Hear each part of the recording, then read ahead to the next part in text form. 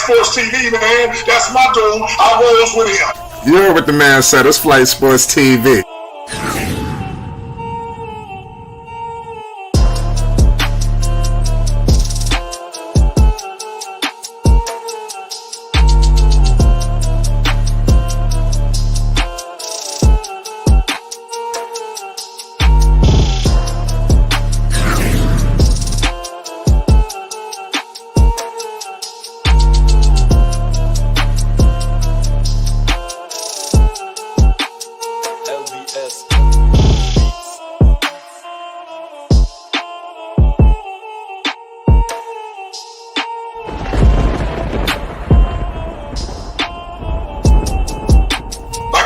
Flight Sports TV, that's where it's at. Flight Sports TV.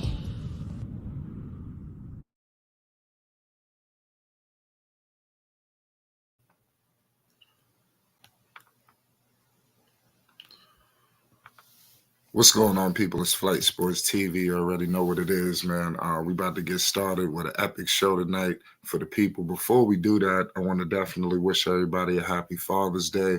Hope everybody enjoying the festivities out there, and hopefully we could give you some good basketball talk, get you up to date what's happening with the Hornets on this day. And like I said, it couldn't have been no better to bring my man Sam Dracula in here as we prepare for the NBA draft, as we prepare for everything that's ahead for the Charlotte Hornets.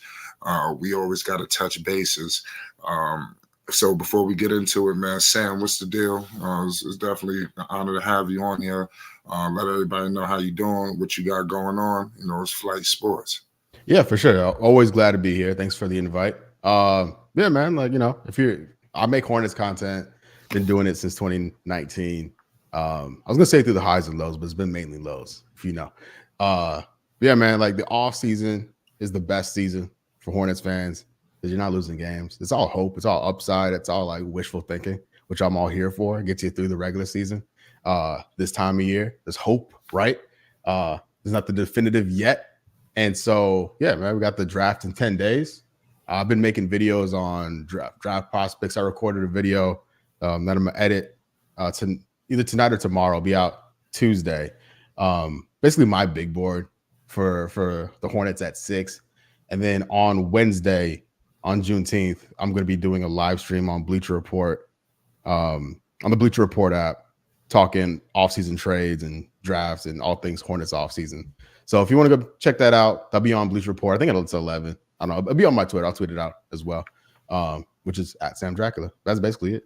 Just waiting for the draft, you know what I mean? Right. We're going to definitely get into the draft. We're going to get to that early, too. But like I said, the last time we touched bases, we spoke on a new front office. I remember that was some of the things I told you. I was almost moving ahead. I was already removing Steve Clifford out the way. I was removing Mitch out the way. And look where we are today. They are out the way. Clearly, they have a new president up in there. Now you see a new situation going on with the coaching staff with Charles Lee. He could very well be coming down to the Queen City with a championship ring. Another one. Yeah, yes. That would be big business coming down to Charlotte because we all know, goddamn it, they need it. This is the change of scenery. For my selfish reasons, I was talking about Mike D'Antoni at the time because this guy wasn't around. His name wasn't percolating just yet. I was going back on some of the previous names. But Charles Lee, you can't ask for a better situation. A young coach coming in with some rings, backing up Missoula. I like what I'm seeing. And what was your thoughts with Charles Lee in particular? We'll get into Peterson. What was your thoughts? Well, Lee checks all the boxes. When you look at the young ownership group, young front office, makes us to have a young coaching staff with a young roster, right? Everyone's on the same level, right? With Charles Lee specifically, man, like he had success in Milwaukee. Well, Atlanta, some success. Milwaukee won a title, has a chance to win another title with Boston as a lead assistant there. Watching these games, seeing him like directly behind Missoula, like that, like that's our coach right there. Right, he's basically coaching in a finals game, as close as you can get, short of hiring Joe Maz himself. Right, so it it's like a rare smart move, and it's not an accident that it's the new owners doing this stuff. Like these guys, since the start of the year, since January, have been. I think every move they've made has been a good one, if not at worst a good one. Like the Rozier, I wish they got more for Terry Rozier, for instance. But like all the trades, the renovations to the arena, um, the hires, the front office hire, the coaching staff hire, even bringing in new coaches, right? Charles Lee is not going to be necessarily coaching with the same group of guys that Borrego had, right? That Clifford had to be married to, right? They're adding new blood to the coaching staff as well as the new head coach. So the Hornets are operating for the first time in a long time, maybe really ever, like a real NBA franchise. And I credit the new owners for this shift. And I think Charles Lee, hearing what Boston fans have to say about the coaching over there, like the Hornets really did a good job with this hire. If you're not going to hire a guy with experience like Budenholzer, for instance, who's probably the biggest name out there at the time, getting a guy who learned from Budenholzer makes a lot of sense. Getting a guy that's coming from statistically one of the greatest teams ever, like this Boston Celtics teams, like straight out of football, right? You have a Super Bowl winning team, you hire one of the coordinators. That's what the Hornets did. And it's looking better and better as the Celtics continued to advance. And now at this stage where they're, a game away from clinching the title, I'm here for it. Yeah. And you talked about him not coaching, with those guys that Clifford had. I just seen a notification that the bench is getting, pretty much finalized. Charles Lee's staff. I'm going to bring up some names. I don't know if you're familiar with these guys, but I'm hearing that the bench will include assistant coaches Lamar Skeeter, Josh Langstaff, Chris Gent, Ryan Fraser, Zach Peterson, Matt Hill, and Blaine Mueller. So these are some of the guys that are going to be surrounding him. Some of these guys coming from the Utah Jazz organization. We got guys that coached with the Milwaukee Bucks, as I'm looking through Sacramento Kings. So they're bringing in some real good fresh blood, and I think that's what is going to shake things up. Okay, so what's your thoughts on Peterson, the guy who's looking like he's going to be stirring the pot now for the Charlotte Hornets? No more Mitch. What's your thoughts on him? Again, seems to be very well connected. A fast riser, young dude, right? I think he's been in his mid-30s as a lead executive for an NBA team. You do that because you're good at your job, right? So. Who knows how it's going to play out, but he seems to be well in line with the new owners and seeing how it all trickled out. New owners, new front office, new coaching staff, or new coach and new coaching staff. It all follows the correct path for a franchise that's been stagnant at best the last however many years, right? So, Jeff Peterson, coming from Brooklyn, not a whole lot going on over there. They took some swings during his administration, didn't really work out. But I don't know how much of that falls on him or Sean Marks, right? But either way, those are learning experiences that I think he can bring here to Charlotte, right? I think Kupchak did a good job clearing the deck for the new guy, right? The deadline came moving on from PJ, Gordon Hayward, Rozier from a few weeks ago prior, leading up to the deadline, getting draft capital and salary cap flexibility. Made the Hornets' job a better job for a new incoming GM. Not the best job, but it's a much better job because you have pieces and things to play with. There's room to breathe for a new guy. And Peterson coming in here, I like it. I liked everything he has to say. We'll see. It's all talk, right? This is his first draft. We'll see how he operates on draft night or draft nights with it being 2 days now. But I'm excited for it, honestly. I think it's a lot of positivity with the franchise right now, and I'm grateful for it, to say the least.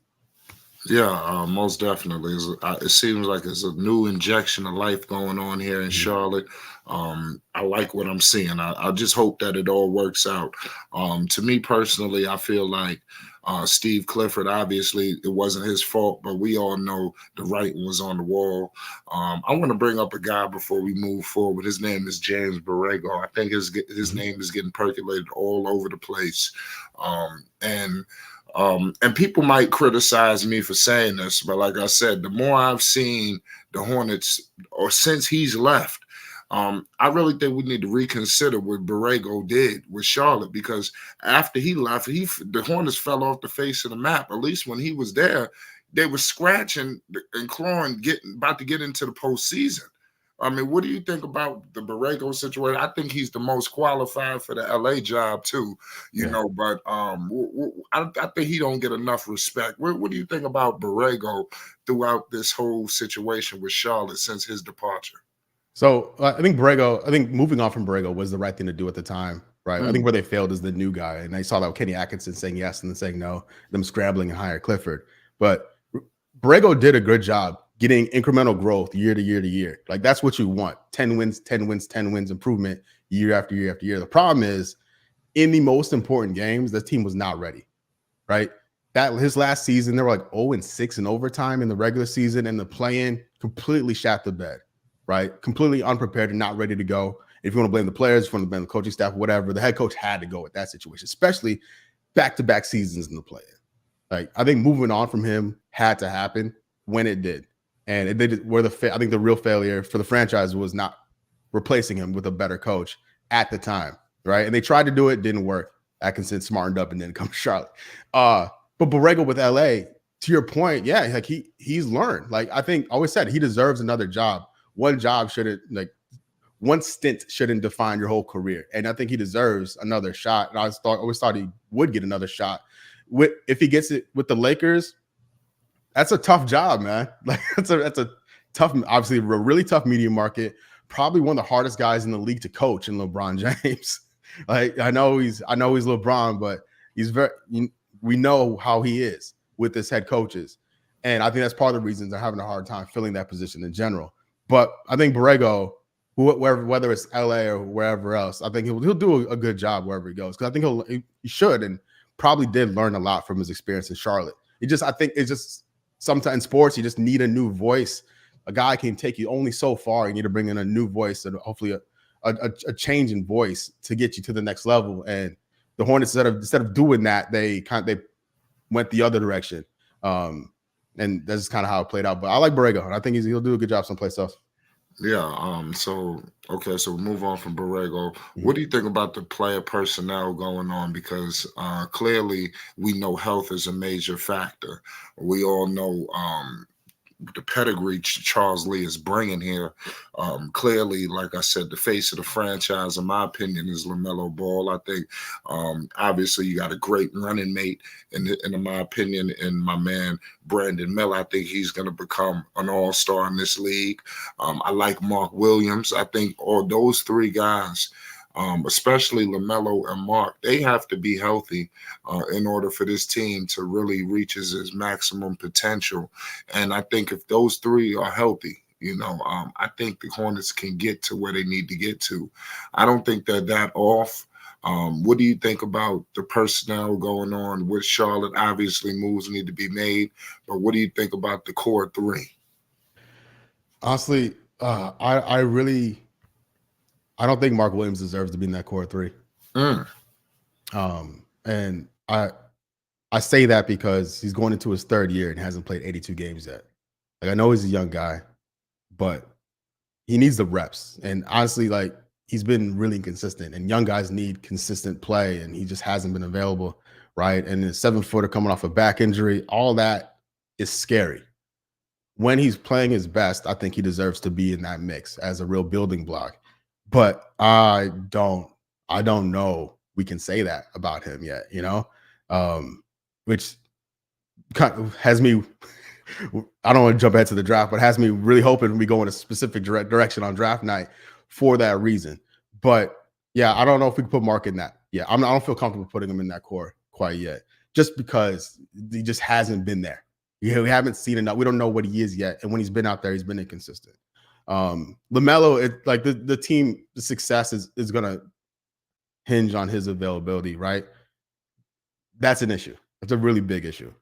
The skills there, obviously, the talent's there, obviously, but the availability is a big question mark, which going back to how is Lamelo a guy like I don't know. Like, Embiid's going to miss time. Jimmy Butler's going to miss time. Kawhi's going to miss time, right? There are elite players in the NBA that aren't going to play 70 plus games, let's say, right?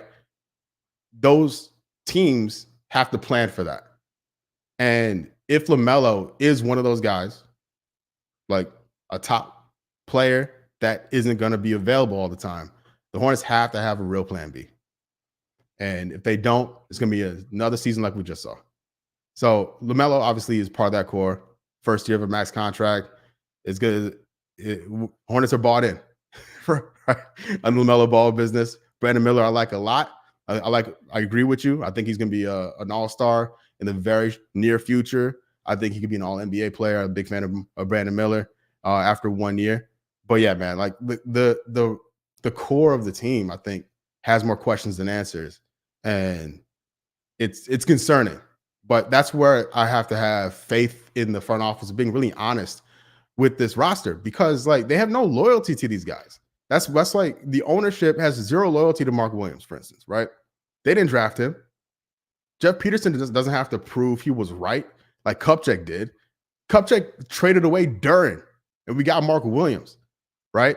There's none of that. There's no loyalty. There's not that piece to say like, all right, we made the right decision. We're going to stick with it. We'll prove ourselves right. So I think there's freedom in that when you look at this offseason and next offseason, especially when it's time to pay a guy like Mark Williams. Just using him as an example. There's a lot of guys on this roster that weren't part of this current administration. Until I see it, I see Jeff Peterson, for instance, build a proper team with depth. I'll always have concerns about this future of this team if the depth isn't there, and it's not there right now. The top level talent, you're hinging on health, but man, the depth is kind of what you can control. Right? You can hope guys stay healthy, but you got to have a real plan. And I hope Peterson and the owners and Charles Lee are all putting their brains together, have a real plan if key players miss time. Right.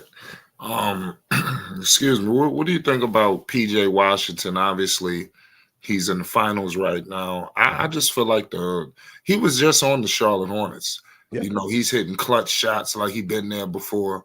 I just feel like the talent is here. I just think obviously health, culture, all these things must come into play.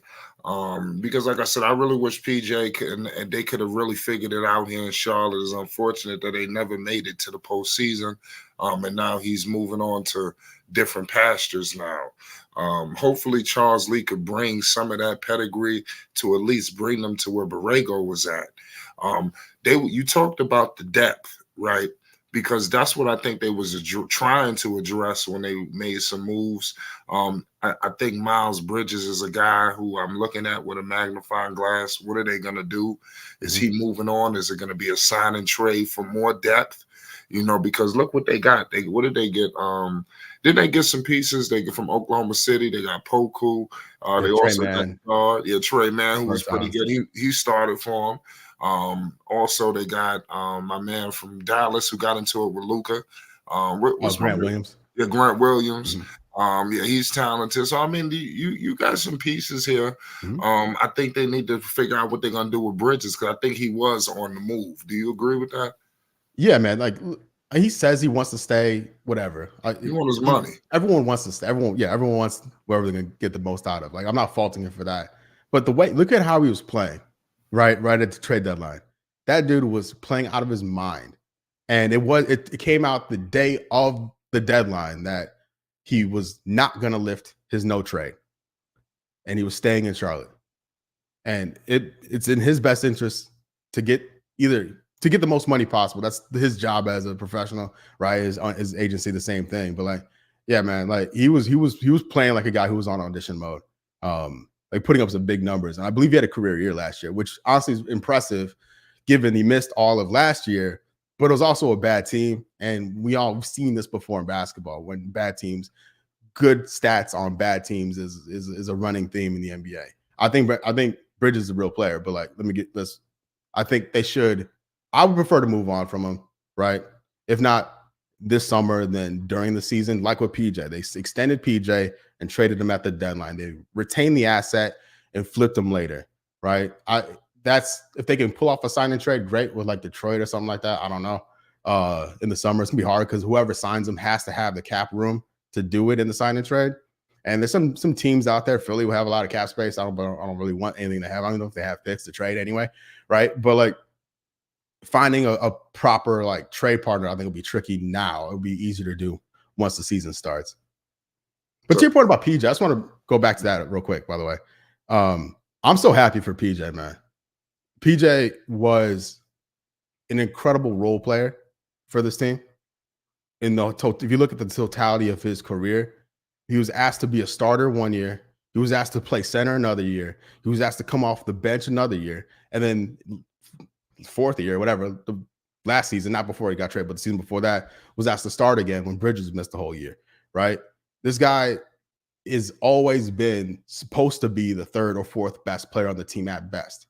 And there are nights where guys went out, missed time for whatever reason, and he stepped up. If you look at his career highs, scoring wise, career scoring numbers in Charlotte, they've been when Rozier's missed, when Lamelo's been out, when Hayward's been out, one of them. Whenever the key guys. It's like I don't want to put Hayward in the key guy mix, but that's how the team was constructed. For worse and worse. PJ stepped up in those instances, and going to Dallas where he has Kyrie and Luka, he's only going to thrive in that, especially going home. Like the incredible narrative there. So I'm really happy for PJ. It sucks that I think this series ends Monday night, but I'm glad he's getting some shine and some love nationally, especially. Yeah, most definitely. Me too, man. I'm really happy for PJ Washington. It's just unfortunate that Charlotte can't get it out. They get it through, and he could have been a member of them. And it's unfortunate they're going to be playing against each other. He also backed up Brandon Miller. It was times where I think it was against Detroit where they was trying to bully Miller a little bit. Yeah. PJ was stepping up, so he was almost. Dog, man. Yeah, that's what I'm saying. Yeah, that's why I'm not surprised. Even when they went up against Anthony Edwards, he was involved in a lot of big games with Lamelo and Edwards, that whole narrative. And, so I don't think he was fazed by going up against Edwards like some of these other players were, and I just feel like he's hitting big shots. I've seen him hit a lot of big shots against the Knicks when he was with Charlotte. I've seen him hit clutch shots a lot of times. He always was a guy who stepped up. So it is what it is. So are you saying that Bridges will be on the Charlotte Hornets on opening night? Is that what you're saying? Yeah, I would say. I think that's my guess. I don't know anything, obviously, but that'd be my guess. Only because I think if the Hornets want to move him, they don't want to lose him for nothing, and I think it'll be harder to move him in a sign and trade during the summer.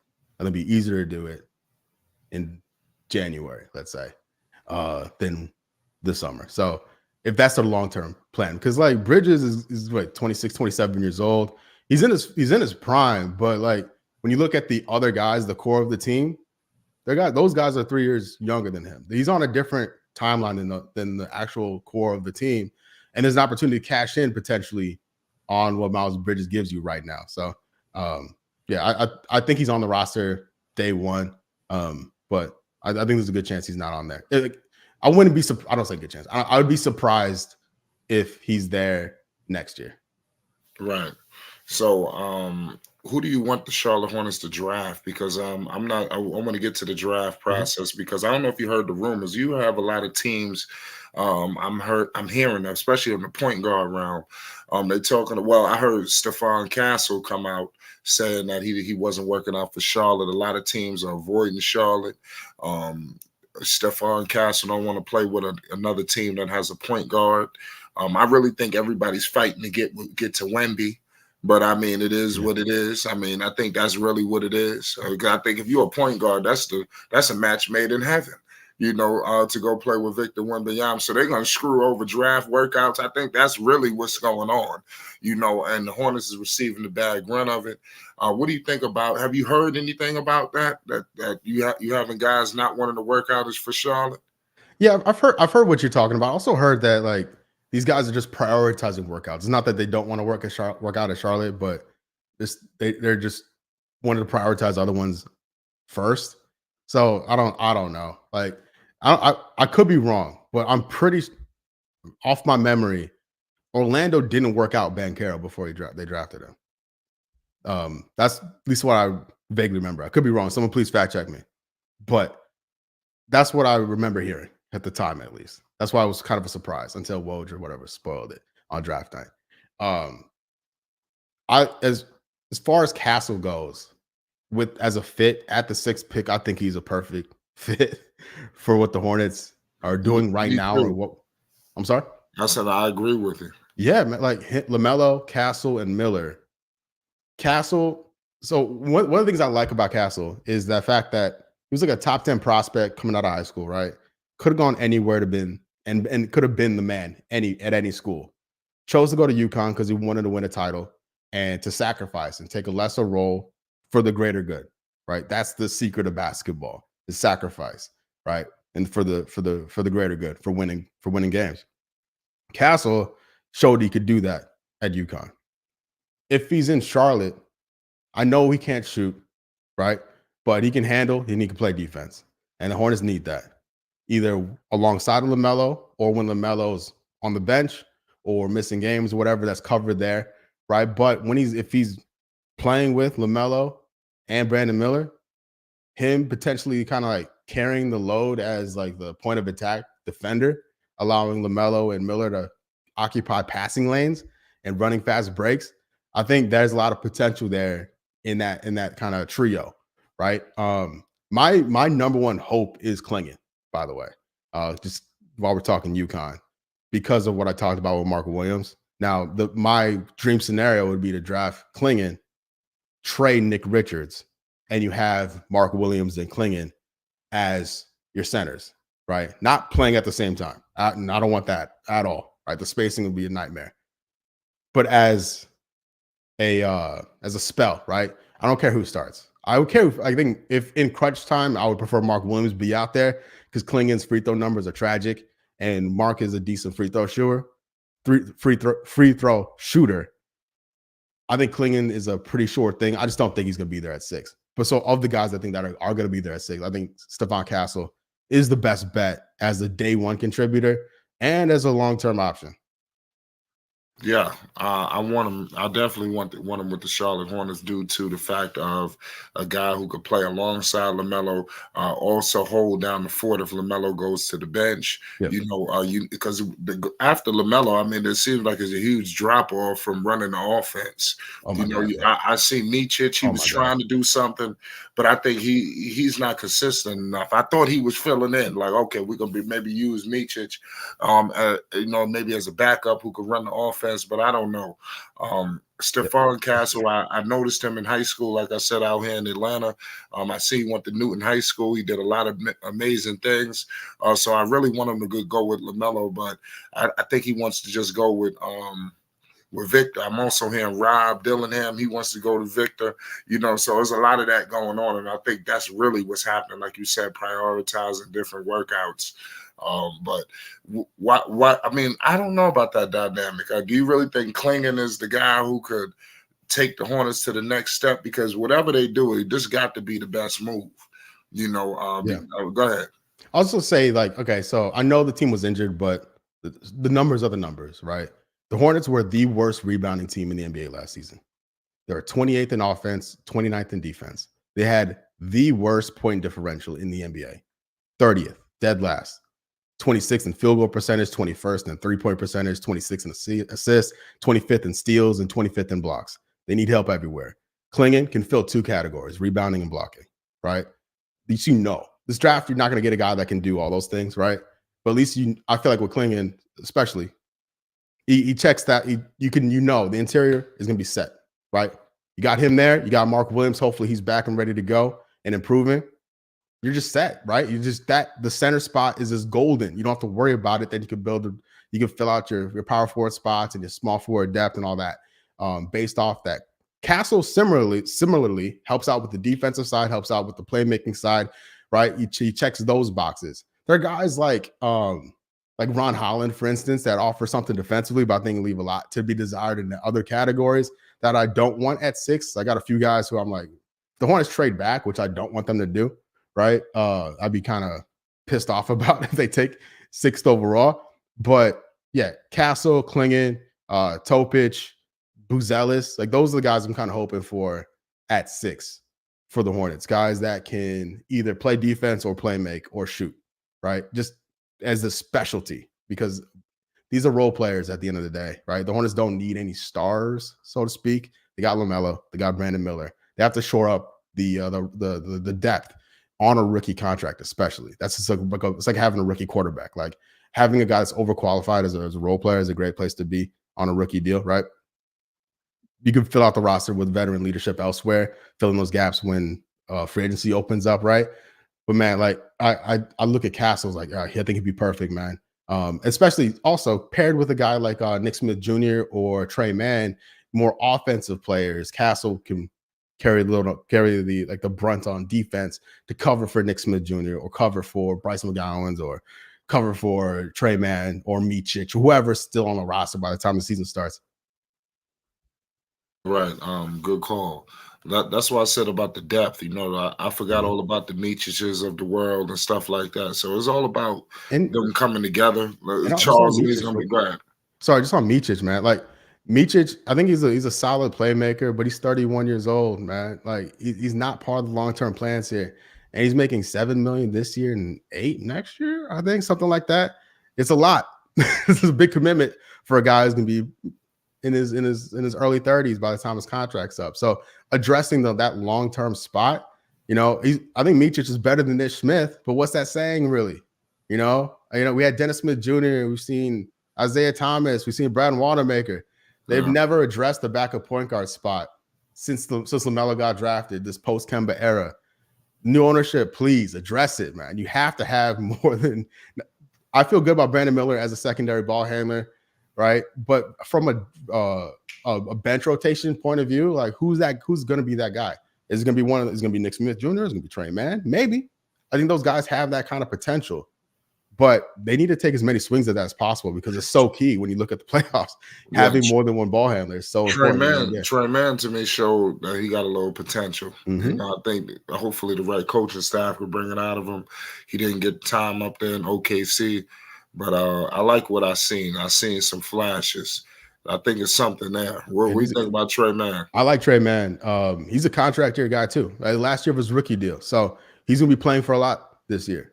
And I think I think he quickly kind of got involved. Right, we saw the Hornets won 5 games straight or something like that after they traded for real NBA players. Who would have thought? You acquire real NBA players, you bench JT Thor, Bryce McGowan's, all these unproven dudes, and you start winning games. Crazy, right? Who would have thought? Mitch Kupchak, what are you doing, man? I don't know. But yeah, Trey, he fits the age profile. He's a very similar age as LaMelo and Brandon Miller, and I think there's potential of like all those guys getting better and growing together. And so Seth Curry, like it sucks, man. Like he played 8 games for us for the Hornets.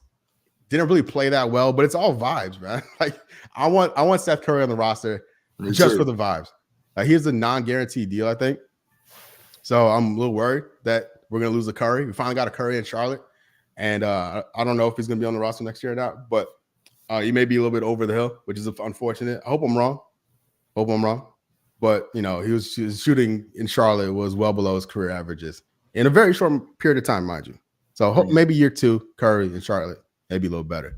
But they have I want to see him next to Melo. I want to see Curry with Melo. I want to see these guys with Melo. And I know that was a situation where they never really broke the news that Melo will be out. You know, they kind of like let it linger, and you knew the writing was on the wall. Like, why would he come back? The Hornets is over. I mean, but they never firmly announced it. But I want to see what that looks like. You know, with all of these guys that they brought in, Melo draws a lot of attention. You know, so I think that's something that they missed. Miller was getting some of it, but I think with Melo on the floor, his penetration, I think that's just going to just change a lot and open up the floor for a lot of these guys. So I want to see Seth shoot. I don't know how his contract will work out, but I know his father is there. If he wants to be in Charlotte, I know they could work something out.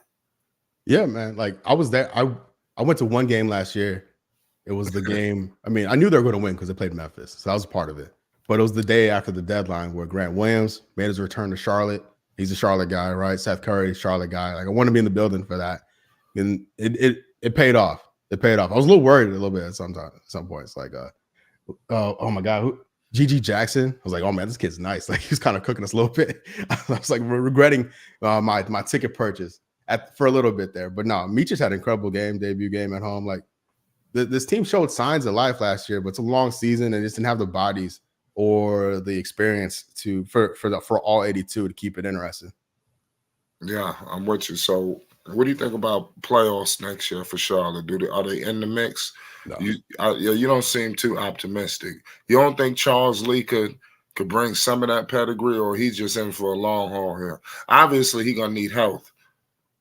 Yeah, I mean, there's just too many questions about it. Too many questions and answers. I gotta see it. I gotta see it. You know,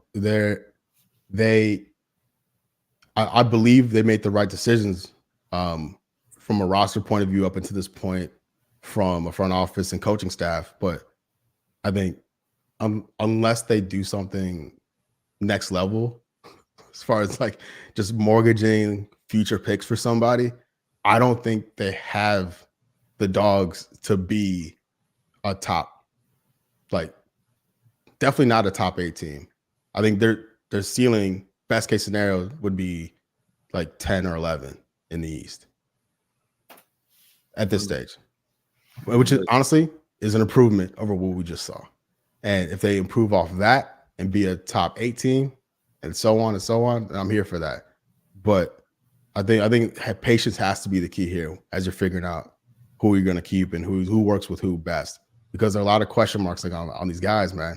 Like I feel like I like Lamelo, but it's the health. What's that going to look like? Who's going to step in for him when he's out? Who does he pair best with when he's out there, right?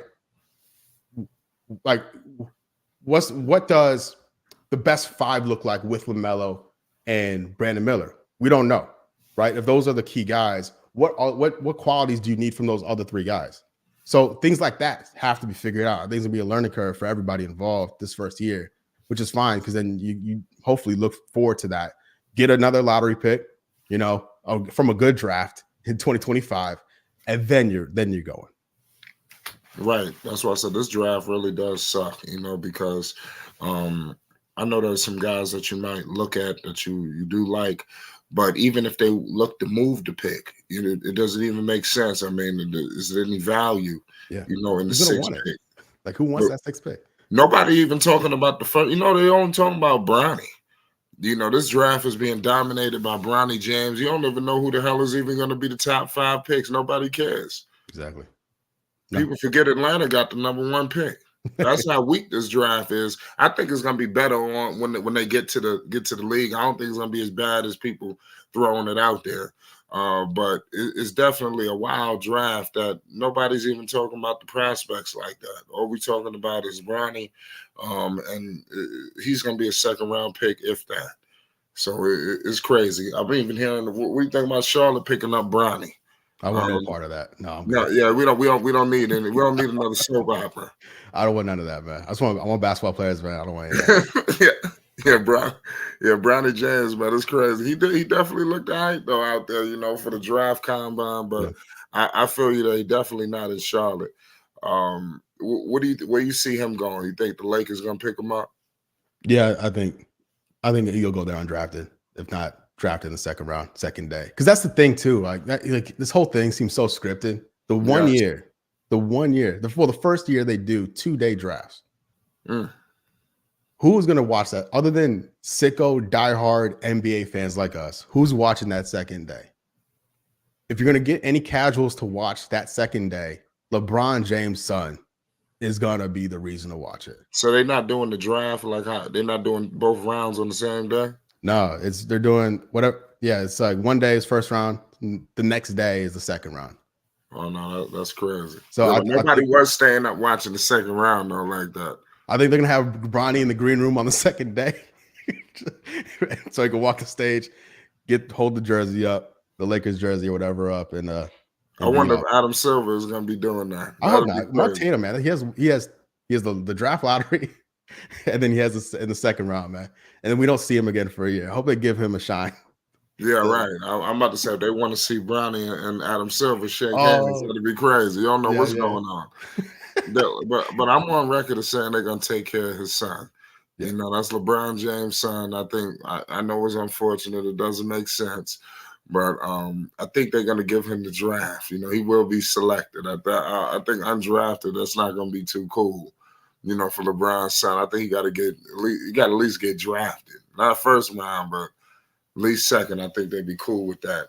And he's definitely showed some flashes. I mean, it's from what I've seen on the court, from what they put him in.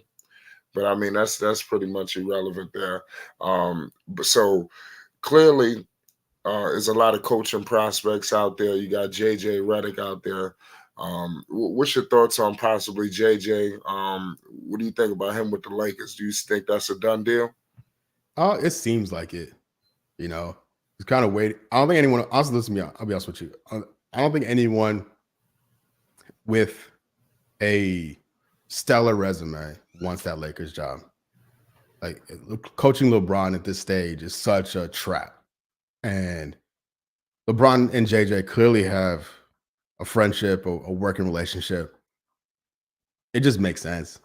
And it's also not out of the blue really either, considering JJ interviewed for Charlotte, I think interviewed for Toronto, and maybe another job as well. So he's not like completely out of nowhere as far as the coaching candidate goes. But if you're the Lakers, you might as well hire LeBron's buddy because you're just beholden to LeBron at that because he could leave at any point too. So I think you want to hold on to that. I think Lakers can be. The West is so crazy that the Lakers just need the LeBron circle to remain relevant because without him, they're going to be in trouble. Yeah, I'm with you there. I think that this. What do you think about that podcast? I think that was like a big, pretty much a job interview or Yeah. whatever. Yeah, I think that was used to shoot him to the top of the list. You know, overall, and that's why I said I thought Borrego was much more qualified for the Laker job, but somehow Redick is just thrown in there. But what do you think about this podcast that they came out? I think was one big trick. Yeah, I mean, LeBron is we got 20 plus years of LeBron as an NBA player, and it's been pretty clear how calculated and how well he plans things. He says doesn't really seem to do now. Everything doesn't work out. Like all his plans don't always work out. You know, he's been begging the Lakers to make trades in the deadline every single year he's been with the Lakers, and they don't always do it, right? But like it seems like him and Clutch orchestrated this the best way possible to kind of force their hand to have JJ as the coach. It just seems like a LeBron thing to do. You know, is it going to work? I don't know, but the West is tough. Like again, like. That roster still needs a lot of help, and they won't have much flexibility to do so. And the West is just too crazy, right? Denver's going to be back stronger than ever. Minnesota's going to be back stronger than ever. Dallas is going to be right in the mix again, right?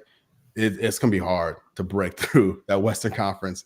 And for a franchise that wants to win now, breaking through that ceiling is going to be really hard. I don't know what coach would do it, so you might as well hire LeBron's boy. Right. You brought up guys like Anthony Edwards, and it's crazy because the postseason is just about wrapped up. When I was watching Halliburton this year, I was watching Edwards. All I could think about was Lamelo and the Charlotte Hornets. You know, Lamelo is right in there with these guys. He won Rookie of the Year, in this draft class. I just think that he's the guy who didn't get a chance to experience the success team-wise. Obviously individually he receives the accolades. But what did you think? What do you think about his placement, with Edwards, with also Halliburton? Because I feel like obviously with health, he's right there. What do you think about that? I mean, he's definitely a backseat, and he's he's off the radar for a lot of reasons. Because Charlotte's not good, but also he hasn't played. So Anthony Edwards dropping crazy performances offensively and defensively in the playoffs, right? Plus, he has probably the hottest shoe in the NBA right now. Like, Edwards is that dude, or was that dude until it kind of like Right. fell See, off no, I disagree with the shoe aspect that you said you say he got probably the hottest shoe in the game. Yeah, like You think so? the A1s don't stay in stock. You can't. I don't know, man. They don't. They're not all. They're not. You can't get those. Now maybe it's Adidas not making a lot of them. Maybe that's part of it. But just from a going and get them point of view, especially for a debut shoe, a first signature shoe, it's pretty good. And driving around Charlotte, I know it's Sprite. I'll tell you something. Okay, so it's Sprite. It's not the Hornets. It's not the NBA per se. But driving around the city and seeing Anthony Edwards billboards and Trae Young billboards is pretty brutal. I can't even lie. That sucks. If I'm Lamelo, I'd feel some way about that. I am the guy for this city's team. Why in the hell am I looking at Anthony Edwards' face on a billboard? Why am I seeing Trae Young's face on a billboard? Aren't they building something for Lamelo too? I seen. I saw he was looking outside. I think a room or something. It was like a painting getting drawn or something. Did you see that? No. I'm just talking about just kind of. These are just Sprite commercials, so I don't like. Does Lamelo do stuff with Sprite? I don't know. No, not that I know of. Not off the top of my head. But I'm with you there. But Adidas obviously been around for a minute. LaMelo's there with Puma. But I think LaMelo obviously just needs to be healthy. And hopefully this team could get right. I don't even think he needs to make a conference finals run. I just think he need to get to the playoffs, because that's really where, like this season, you've seen Halliburton, they took down the Knicks, even though the Knicks, had injury issues. He didn't single-handedly annihilate them. But could you imagine a LaMelo game 7 in the Garden, or something like that? I mean, we never got a chance to see that. We seen Edwards take down, the defending champs. Yeah, also, what I want to point out before we, like I said, with that argument, look what the team that they playing with. We ain't even gonna get into Minnesota with the weapons they got. Let's get the Indiana one time. They traded for Pascal Siakam. They were very aggressive. That I mean, at some point, obviously LaMelo has to be healthy. But the organization must get aggressive. And start to acquire some real top-notch talent because it's out there. But the Hornets didn't even put an offer in. I'm to the point now where, damn, can the Hornets just have a hat in the race? I just want to hear that they was involved. That's it. So I think Indiana, honestly, is a perfect kind of like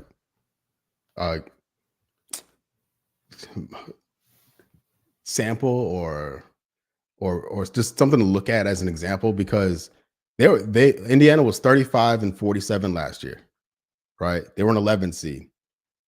Before that, they were a 13 seed. It's just that they got close, right? They sensed something, things were going off. Like they had an incredible offensive team, and they're like, we have a chance here, and they went for it. The Hornets and Indiana and Charlotte were like this in 2020.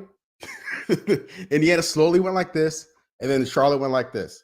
And then if Charlotte gets back into that 11 range, then I think a move like that will be meaningful, going in on a guy. Like how Cleveland did with Donovan Mitchell, right? Or like you mentioned with Siakam, right? Those guys seem to be at least one or two of those guys available every year. And the Hornets, I think, are just too far away to make a move like that. To go from bottom of the East to, like, if they had a guy like that where he's going to get a little better and still be a playing team, like those moves brought those teams out of that mix, help them break through. So I think if they could get to 10 and 11 this season, and then really hopefully add a quality lottery pick, and then make a move at that point, I'll be pushing for that hard. For now, I'm very much in like wait and see which young guy is a real NBA player, because there's a lot of young dudes that are unproven on this roster, man. Which ones are real ones, and go from there next season. My bad. Right. Because I like to see Charlotte go after Julius Randle. I think he's the type of guy who could probably come here, and really just wreak havoc. I think that's the guy that Charlotte needs, a guy like Randle. Yeah. Maybe not a superstar, but he's a guy that could take you to where it need to go.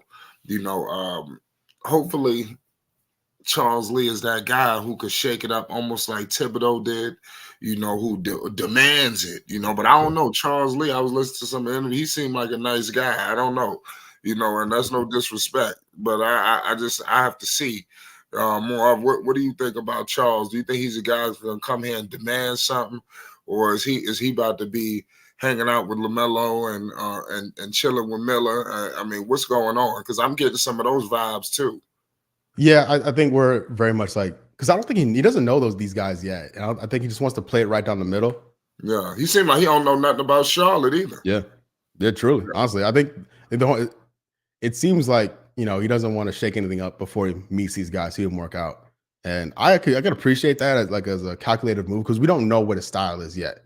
Even in his introductory interview, they're like, "How would you classify your coaching style? Are you more an offensive coach or more a defensive coach?" He's like, "I'm a mix of both." I turned it off at that point. I was like, "You're not giving me anything here. Like, this is nice. I'm glad to hear your voice. We're not saying anything." And honestly, I want to see him do something instead of saying something. And so he's coaching summer league. That I'm here for. He seems to be bought in, eager to learn. And that's like where he's going to get an opportunity to figure out which one of these young guys are real guys. Who chooses to participate in summer league is going to be interesting, right? How much they play, where they play, who they match up with in summer league. That is where things start cooking up, right? That's when the Hornets season really starts and seeing what we got with this head coach. Right, because what if or it could be a situation where he's the second coming of Missoula, and then now we really on to something, So Boston's put out some really good coaches, man. Will Hardy, right? Udoka, Missoula. It's good. It's been good stuff. I like what I see coming from the Charlotte Hornets this season. It's going to be a massive year. I think I feel like it's a broken record, that I'm going on. Before we get out of here, I want to get into some of the other NBA players. What do you think about what's going on with the realm right now with the podcast lane? It seemed like all of these NBA players, like one day we look up. This guy got a show. He got a show. What's going on? In this, it seemed like it's a renaissance happening. Yeah. Lonzo, you see what's going on with Lonzo and Jello. I don't know if you heard about that podcast. You see what's going on with Brunson and my man Hart, PG, retired guys. I can't believe all these people got a show. Yeah. Every day I'm looking, I'm like, damn, he got a show too. I mean, what do you think is going on? We got guys that's actually playing, active players. Yeah. Like Josh Harden and Brunson did one with Thibodeau. That's crazy. Sat down with him for 90 minutes. It's awesome. Like the access is great, seeing these guys, I want to say on their own platform, but it's not really, right? These are all media companies that put this stuff together because Brunson's not going to be sitting there editing and uploading and all that stuff, right? He's not going to do that. But he can sit in front of a mic and talk. And that's what you're doing. And, I did a podcast with Muggsy Bogues. I did a podcast with Raymond Felton. These guys have unique points of view. And for us fans, it's always great to hear it. Podcasts specifically are great because it's long form content. It's like watching ESPN's basketball coverage, halftime commercial. You see them for 4 minutes, then it's more commercials. Like it's not like TNT where those guys get to talk, for instance. But even then, they have to stay within TV time constraints, right? These podcasts are great because this is long form, free flowing conversations that they can expand on things. They can tell stories that they probably couldn't tell on TV. I think there's real value in that. And I just hope that these guys that are doing these shows own at least a portion of it because they're being sold on their name. All right, they're being listened to based off their name. But if they're just cashing a check, it's kind of a thing. Money's money. But if you're building something, I hope they at least own a part of the show they're doing. That's my only wish and hope for these guys as they're doing these things, that they're maintaining a piece of equity. The dream used to be these guys retiring and going on inside the NBA. Yeah. Clearly, that's not the case anymore. But it's definitely wild, to say the least. As I'm looking right here, my man Thunder says that they are using this podcast to control their narrative. What do you think about that? Yeah, no, 100% right. Like we saw with Draymond, like You'll like leave. He left the finals game, and then just recorded a podcast. You're not having to wait for people to ask you questions. You can say literally whatever you want to say, for the most part, right? Within reason. No, it's true. Just like social media in general, right? Anyone can go live on Instagram to tell their story, their point of view on something, right? Give you access that you don't need a network to provide you because you have your own audience. You can speak directly to them. You can interact with them specifically or directly. Like, I think it's just an extension of social media and it flowing into the content game. Right, most definitely. Like I said, I think this is definitely the start of something. So let's get to the finals real quick. You saying that it's over tomorrow for sure? Yeah, I think it's gonna be a gentleman's sweep. It's gonna be hard as hell to win. It's in Boston too, right? So yeah, it's not looking good. They talking. They said Dallas saying all of the right things. It's crazy because we always get in this road. No team has ever come back from 3-0. But it seems like every team, when they get in there, they feel like they're going to do it. Dallas said they seem like they got all the hope. But I tell you what, if they win this game in Boston, they got to win one. Yeah. They got to get at least one. So what the hell are they waiting for? If they win this game in Boston, I think they're going 7. The Porzingis dynamic is real. Yeah. Porzingis being out, I think that they could go on a little losing streak without Porzingis. And there's something going on with Tatum. It seems like Tatum don't know what the hell's going on. Brown is running things. Mm-hmm. What do you think all of this could result in a situation where they fumble the bag? Because even when that game 3, what was it, game 3, even though they won, Dallas damn near came back and won that one. Legit. Yeah, they were like down 19 or something like that. And it was bad. It was bad. Boston's a weird, because Boston has every reason in the world to be have one of the greatest seasons of all time. Like what they did in the regular season statistically is insane, and their run to the finals has been insane, like legendary stuff. But watching it just never really passes the eye test. It doesn't look like an all-time team, but it could, and that leaves that window for a team that's as good as Dallas to make them pay for it. And yeah, I think it's over. If it wasn't for Charles Lee, I'd be rooting for Dallas. Like I want the Hornets coach to come here with another ring, with a fresh ring. But I do think it's. I'm telling you, Charlotte luck. This is them mess around and make history out here. On us. It's crazy. But I mean, like I said, I'm a Knicks fan.